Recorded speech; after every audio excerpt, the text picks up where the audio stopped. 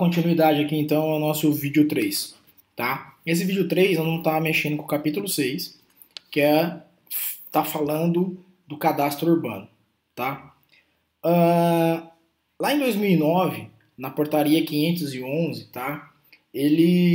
O Estatuto das Cidades, né, fez as diretrizes para o cadastro territorial, tá aqui, ó, cadastro territorial multifinalitário. E aí, o que eles fizeram? Eles publicaram um manual de apoio. Esse manual de apoio, ele serve, a gente vai ver nas próximas aulas aí, ele serve como instrumento, literalmente, de apoio para que você consiga implantar um cadastro territorial multifinalitário. Tá? Então, no capítulo 6, nós vamos falar um pouquinho aqui, agora está mais essa parte da portaria 511, a gente vai conversar nas próximas aulas, tá? Nós vamos falar agora da estruturação do cadastro técnico multifinalitário, tá? Que também, em muitos locais, você vai escutar de cadastro técnico urbano, tá? Então, basicamente, esse cadastro técnico urbano, tá? São dados, são observações que descrevem as parcelas públicas e privadas dentro do perímetro da cidade, certo? Tem um sistema cartográfico próprio, um sistema de referência. Se de repente não utilizar o que o IBGE manda, ele vai te falar qual que é o sistema de referência, enfim, então, ou seja, tem um sistema cartográfico próprio que é fundamental para a representação, tá? Aí você vai falar assim, tá, mas quem que não usa, por exemplo, o que o IBGE manda? Óbvio que não é sobre cadastro técnico, mas é só para dar como exemplo. A Petrobras, ela tem um sistema próprio dela, que eu falo Aratu, tem uns que chamam de Arato, enfim.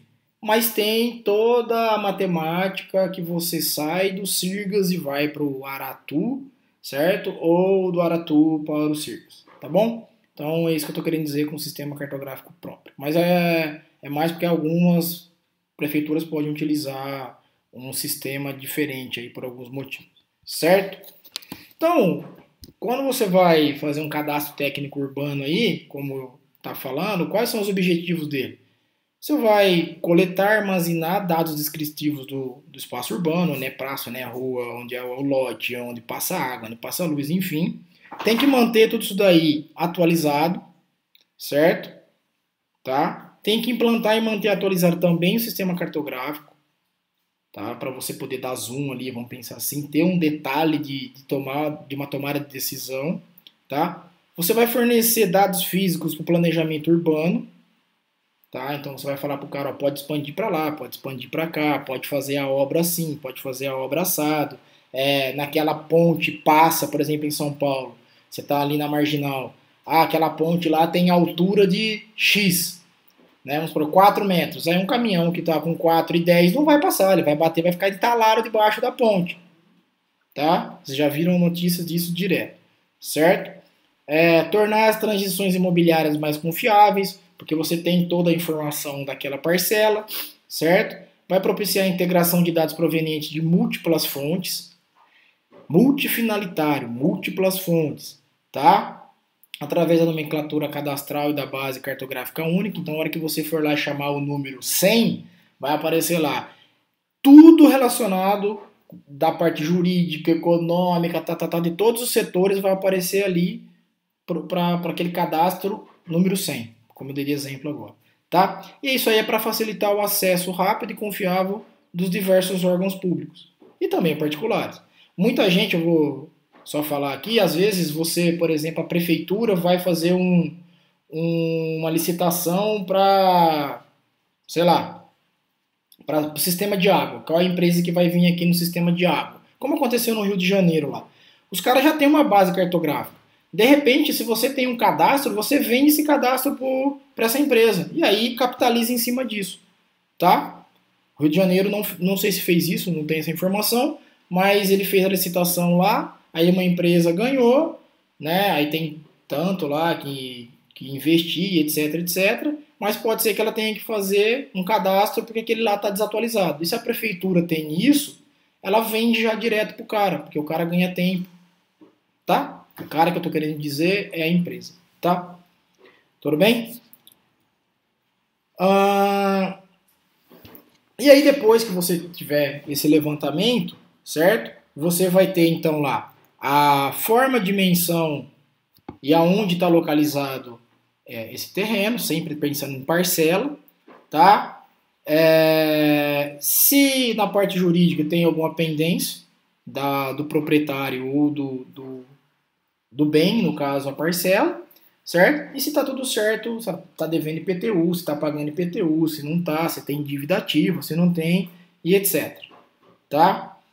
E aí, tudo que a gente está fazendo, que acabou de falar aqui, o sensoriamento remoto tem uma aplicação absurda, né? Porque ele cobre uma área muito grande, tá? Mas só para relembrar, da mesma forma que fotogrametria tem algumas partes, se tiver dia de chuva, muitas nuvens, tal, também dificulta um pouco, como que eu vou dizer, a utilização dessas imagens. Mas a grosso modo, se você for pegar uma imagem para poder, por exemplo, identificar a construção clandestina, esse tipo de construção irregular, às vezes você não consegue ver isso por tão claramente, porque vai depender da resolução espacial, se ele comprar uma imagem, às vezes você não quer fazer isso, você vai ter que ir lá em loco, tá? Muitos cartórios, quando eles têm que fazer algum tipo de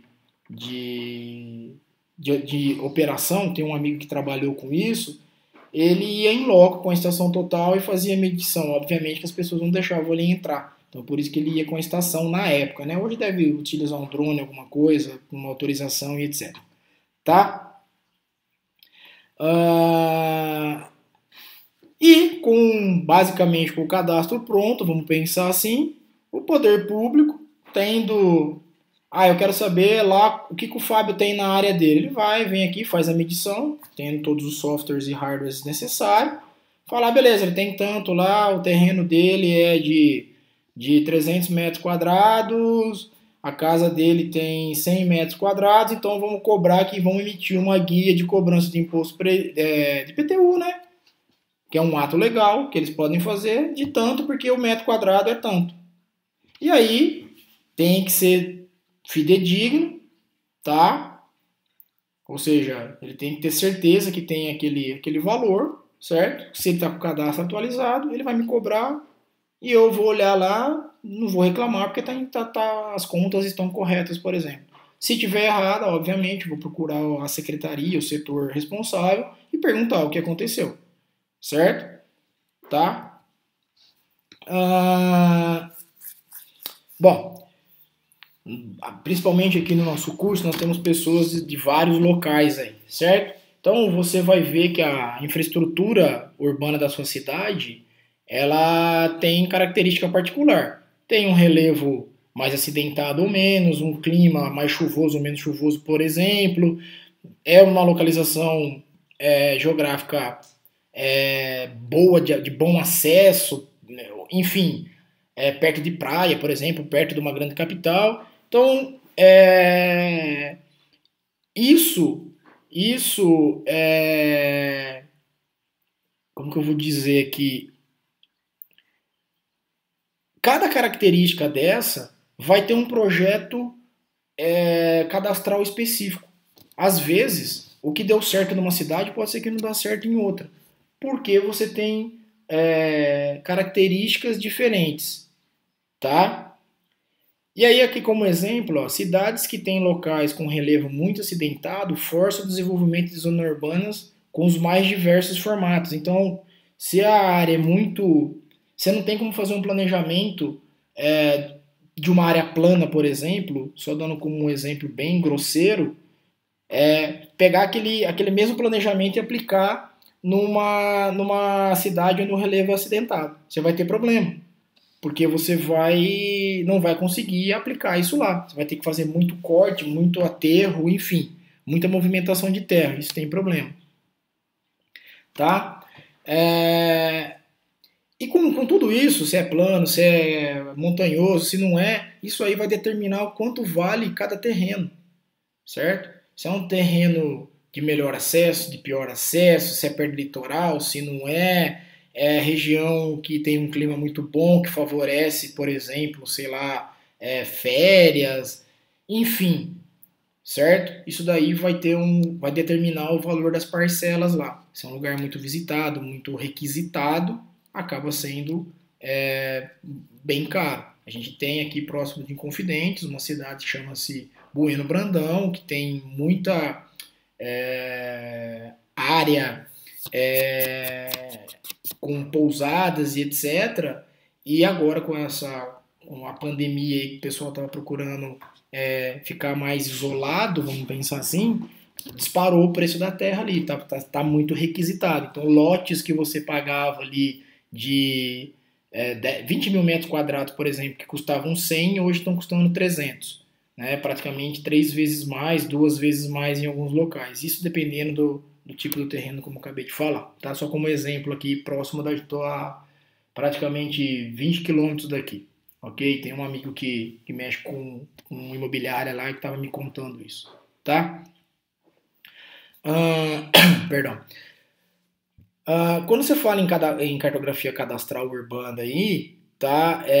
Você tem um alto nível de exigência no detalhamento, certo? Seja ela por fotogrametria, enfim, qualquer sistema que você vai utilizar, tá? Você tem que ter esse detalhamento, um alto nível de detalhamento, tá? São diferentes, é só para colocar aqui, não é a mesma coisa quando você vai mapear uma cidade pequena e uma cidade grande, tá? Quando você está numa cidade pequena, você consegue usar mais método topográfico, que às vezes ele é mais rápido do que você fazer um voo, por exemplo. Obviamente que hoje a gente tem o drone, né? Tá? Mas dependendo do que você vai fazer, é mais rápido, enfim. Tá? Você precisa de uma atualização periódica da cartografia cadastral, normalmente através de aerofotografias, ou seja, sensoramento remoto, aerofotogrametria, drone, enfim, como a gente está falando aí, tá? As imagens de satélite a gente usa como melhor solução porque ela pega uma área maior, tá? Mas também tem um problema aí se tiver nuvens, como a gente já falou, tá? Quando você tem mapas temáticos, tá? Que estão na mesma escala, que permite correlação e confrontação com o SIG, é bem melhor. Então não adianta você ficar gerando mapas temáticos no monte de escala. Não, coloca uma escala lá, a escala vai ser 1/1000, gera todos 1/1000. Porque aí você consegue ter melhor visualização e é sempre a mesma área, tá? Isso é só uma dica aí de exemplo, porque às vezes você pega uma escala 1/1000 e a outra 1/500, você está com áreas diferentes, né? Tá? E quando você fala em mapeamento de glebas aqui, normalmente a gente usa muito gleba, pelo menos eu ouço muito isso, quando você vai para parte rural, né? Mas aqui a gente tem que pensar que quando você está mexendo com mapeamento urbano, com cadastro urbano, algumas glebas que são rurais, elas são passíveis de ser urbanizada, certo? Tá? Então a cidade vai expandir a noroeste, por exemplo. E aí lá é a melhor parte para fazer, vai pegar as glebas, sendo por disposições legais lá, ou porque o mercado está pedindo, ou porque o solo está lá disponibilizado, e alguém vai lá e faz um loteamento, tá? Ou faz uma área de industrialização, enfim. Tudo bem? Tá? A mesma coisa para mapeamento de rede viária. A rede viária é muito importante para uma cidade. Ela tem que fazer o escoamento do tráfego, fazer as pessoas irem e virem para trabalho, tal. Além disso, depende como você fizer, esteticamente a cidade fica feia, ela fica ruim de você andar, tá? Então, normalmente quando ela é quadradinha, né, tem é bem regular, ela é melhor de se andar, tá? Além disso, as escalas, né, tem que ser compatíveis, certo? É, Dessa mesma forma, as áreas vacantes, né, ou seja, que essa cidade tenha, normalmente já tem isso, né? Todos os loteamentos aí urbanos normalmente tem que ter uma área verde, uma área de lazer lá, uma praça, alguma coisa para ser aprovado, tá? E também a gente tem um mapeamento com fins tributários. São mapas ou cartas ou plantas que permitirão definir as políticas tributárias do município para que seja quebrada a tradição de ajustar o valor do IPTU em função da variação cambial ou da inflação, enfim, não. O que a gente quer? Que seja justo. O quanto você tem de área é o que você vai pagar. Se você tem mais área construída, você paga mais. Aqueles que têm menos área construída pagam menos. Por exemplo, aqueles que têm na casa dele, a casa é de 600 metros quadrados, com piscina, com não sei o que, ele vai pagar proporcional àquilo lá. Não eu, que minha casa é menor, não tem piscina, não tem nada disso, e por que eu vou pagar igual a ele? Tá? Beleza? Com isso, gente, a gente gera a planta genérica de valores, ou planta de valores genéricos. Tá? É um produto cartográfico que representa a posição espacial dos valores médios dos imóveis dentro de uma zona homogênea. Então, dentro de um bairro, certo? Você tem vários imóveis com as suas posições, tá? E aí você vai olhar lá e vai fazer uma amostragem, ó, tem casa assim, tem casa assado, tem sobrado, tem casa terra, tal, e vai falar aqui então um metro quadrado vale tanto, certo? E aí é onde também vai dar, essa planta de valores genéricos também vai dar o valor da sua casa. Óbvio que existe um desvio padrão, um pouquinho para mais, um pouquinho para menos, porque você está fazendo por amostragem, tá? Mas vai representar os valores do imóvel com uma fidelidade tal que se garanta a justiça social, ou seja, que você vai cobrar de novo os impostos de acordo com a função e o tamanho do imóvel, tá? Então, como eu falei aqui, ó, você vai ter o valor do metro quadrado das edificações, tá? Vai ter essa planta de valores genéricos, vai ser elaborada por métodos estatísticos, aí existem as aplicações lá, tem uma normatização para isso, tá? De como você faz isso, é de 2004, tá? E essa planta é muito importante para os municípios, tá? Ter essa planta aí, para que todo mundo pague de forma correta, tá? E aí, como a gente já falou, essa planta vai garantir uma justiça social, espera-se isso, tá? Vai ter amostras que consigam captar todas as zonas homogêneas dentro desse espaço, ou seja, os mais variados tipos de casa. Os métodos têm que ser testado e validado, né? Os métodos adotados têm que ser auditáveis publicamente, para que você porque mora uma pessoa X lá, vamos aumentar o preço daquilo lá porque ele tem várias casas lá, ou seja, a parte de especulação, para que não tenha isso, certo? E aí, como a gente já falou lá, para ir finalizando, os dados cadastrais que você vai utilizar até para gerar a planta de valores genérica é o BIC, é o Boletim de Informações Cadastrais. Cada um vai ter, se você pegar na internet, aí tem vários tipos com as mais variadas informações. Então eles vão normalmente você tenta abranger tudo. Então vai ser um cadastro, certo? Que a pessoa vai ir na casa, por exemplo, que vai gerar informações sobre o proprietário do imóvel, as características físicas do imóvel, né? O que faz lá, que tipo de benfeitoria tem, tá? Isso aí, em tese, vai auxiliar a determinação desses tributos, tá? Então, esse BIC aqui, normalmente começa tudo por esse BIC, tá? Corre meio que paralelo. Então, as pessoas vão nas casas, conversam, é como se fosse o censo, tá? Tá bom? Aí, porque tem vários tipos de informação, tá? Então, pessoal, esse vídeo foi um pouquinho mais longo, me perdoem aí, mas eu não tinha como parar. Então, a gente volta a conversar aí nos horários de atendimento, tá? Por favor, se tiverem alguma dúvida, procurem os tutores, tá? E também podem me mandar lá no fórum de dúvidas que eu estarei respondendo para vocês, ok? Até a próxima aula e obrigado.